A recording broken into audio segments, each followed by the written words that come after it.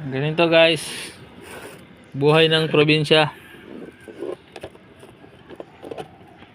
Wala kaming na masarap na pagkain, pero pagdating sa amin, pag sa mga taong mayaman, baka hindi ito masarap, pero sa amin mga mahirap, masarap na to.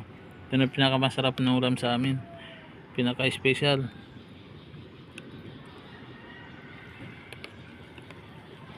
Sayote na may may halong sardine. Yan, masarap yan. Ewan ko lang sa inyo. Pero tara, kain tayo. Kain tayo. Yan ang kasama ko, kawawa yan. General MacArthur. General MacArthur.